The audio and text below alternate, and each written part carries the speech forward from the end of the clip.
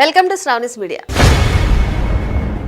దేశంలో కరెన్సీ వాడకంలో త్వరలోనే ఒక విప్లవాత్మక మార్పు రాబోతోంది. మనం రోజువారీ లావాదేవీల్లో వాడే పేపర్ నోట్లకు బదులుగా పాలిమర్ నోట్లను తీసుకొచ్చేందుకు కేంద్ర ప్రభుత్వం పచ్చ జెండా ఊపింది. తొలి విడతగా 10-20 రూపాయల నోట్లను మార్కెట్లోకి తీసుకొచ్చి నాణ్యత, మన్నికను పరిశీలించనున్నారు.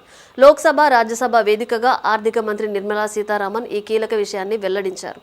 దీనితో పాటు దేశంలో ద్రవ్యోల్బణం, పన్నుల తగ్గింపు, పెట్రోల్ సరసమైన ధరలు, ప్రజల ఆదాయం పెరిగిన తీరుపై సమగ్ర వివరాలను సభకు సమర్పించారు.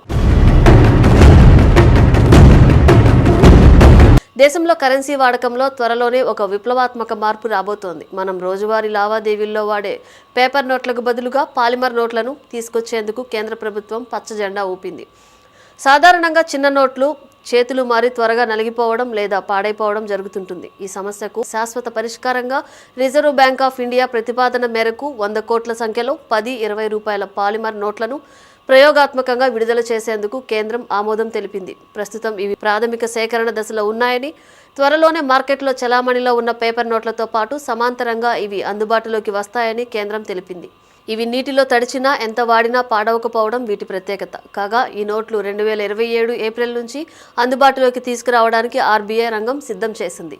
దేశంలో సామాన్యుడి బడ్జెట్ను దెబ్బతీసే ద్రవ్యోల్బణం ప్రస్తుతం అదుపులోనే ఉందని ఆర్థిక మంత్రి స్పష్టం చేశారు. గత కొన్నేళ్లుగా పడిపోతూ వస్తున్న చిల్లర ధరల సూచి, అంతర్జాతీయంగా ఇంధన ధరల ఒత్తిడి, ఎల్ నినో ప్రభావం వల్ల ఈ ఏడాది ఆరంభంలో స్వల్పంగా 3.9% పెరిగినప్పటికీ అది ఆర్బీఐ నిర్దేశించిన 4% పరిమితి కంటే తక్కువగానే ఉందని వివరించారు. లీటర్ పెట్రోల్, డీజిల్పై 10 రూపాయల ఎక్సైజ్ డ్యూటీ తగ్గించడమే కాకుండా వంట నూనెలపై దిగుమతి సుంకాలను తగ్గించడం ద్వారా నిత్యావసరాల ధరలు పెరగకుండా నిరంతరం చర్యలు తీసుకుంటున్నామని పేర్కొన్నారు.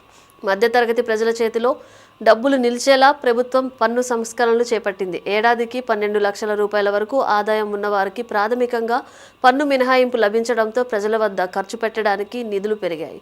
దీనికి తోడు జీఎస్టీ వ్యవస్థలో 28% ఉన్న అనేక వస్తువులను 12.5% కుదించడంతో పాటు కస్టమ్స్ డ్యూటీలను సరళతరం చేశారు.